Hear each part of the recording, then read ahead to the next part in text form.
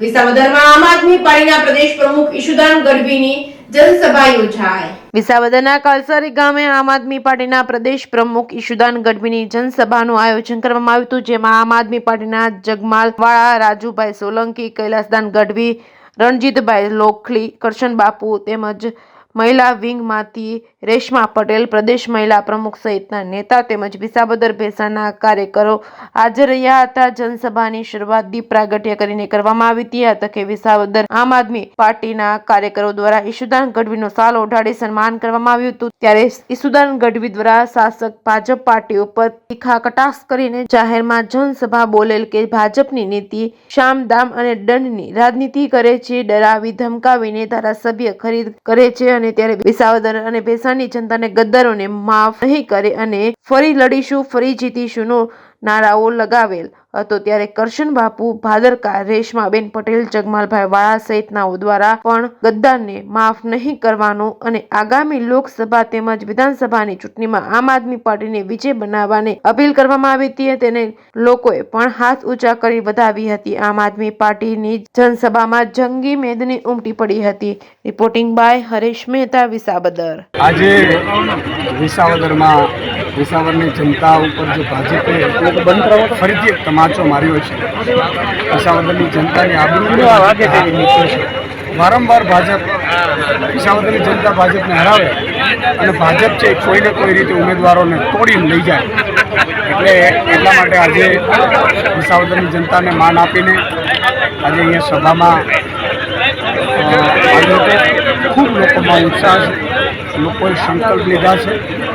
હું ટીપા ટિપ્પણી એટલા માટે નહીં કરું કે મારો સ્વભાવ છે કે જેટલા દિવસ આમ આદમી પાર્ટીના જે પણ વ્યક્તિ રહે એનો આભાર, એની મજબૂરીઓ છે કે ભાજપ શામ દામ દંડ ભેદ અપનાવે છે, ભાજપ ખૂબ ડરાવે છે, આમાં એવા જ ટકી શકે છે કે જે એકદમ નીચી ભાગે છે એનું કહેવું। એટલે ભાજપ છે એ વિસાવદરની જનતા માટે આ સારું નથી અને એમને એવું છે કે લોકસભા ભેગા અમે ચૂંટણી કરીએ એટલે નરેન્દ્રભાઈ મોદીના વેવમાં જીતી જવાય, પણ નરેન્દ્રભાઈના કારણે આજે ખેડૂતોને ભાવ નથી મળતો, નરેન્દ્રભાઈના કારણે આજે ખેડૂતોની ડુંગળીના ભાવ ન મળે, ખેડૂતોએ ડુંગળી વહેંચવી પડી, નરેન્દ્રભાઈના કારણે આજે ખેડૂતોને જે વીજળી મફત મળવી જોઈએ એ નથી મળતી, ડબલ વીજળીના ભાવ આવવા માંડ્યા છે। નરેન્દ્રભાઈ કહીને ગયા હતા ખેડૂતોના ખાતા ખેડૂતોને પાક વીમો અપાવીશું, એ ન અપાવીશું। એટલે મારી વિનંતી છે કે માત્ર 2000થી હવે ખેડૂતો માની નથી જવાના।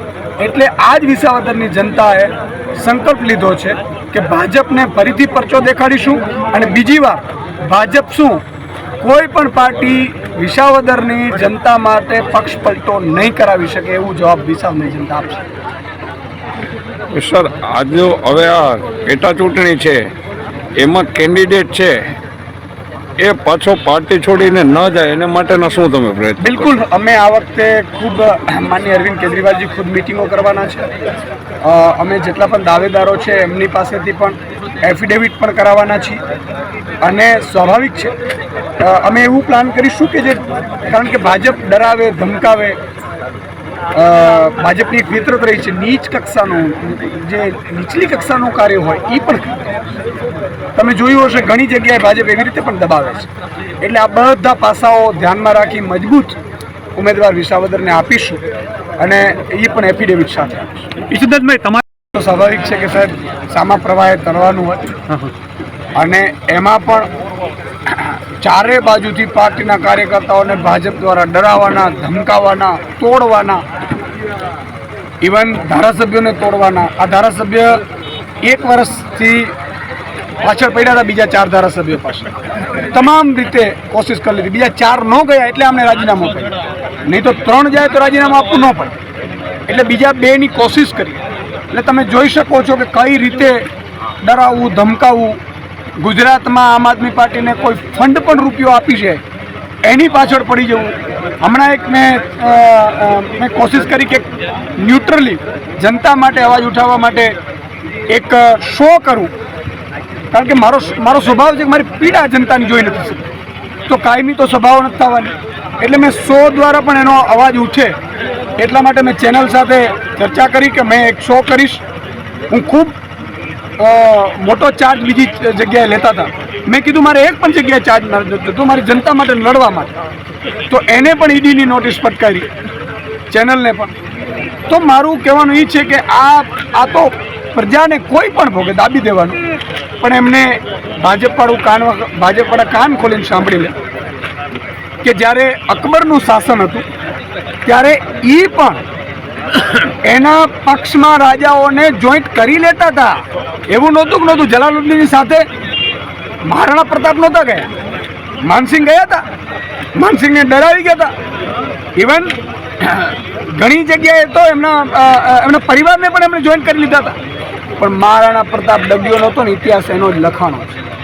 હું કોઈ સત્તા મેળવવા માટે નથી આવ્યો, પણ ભાજપવાળાને કહું છું કે ટાઈગર તબ તક હારા નહીં જબ તક મરા નહીં.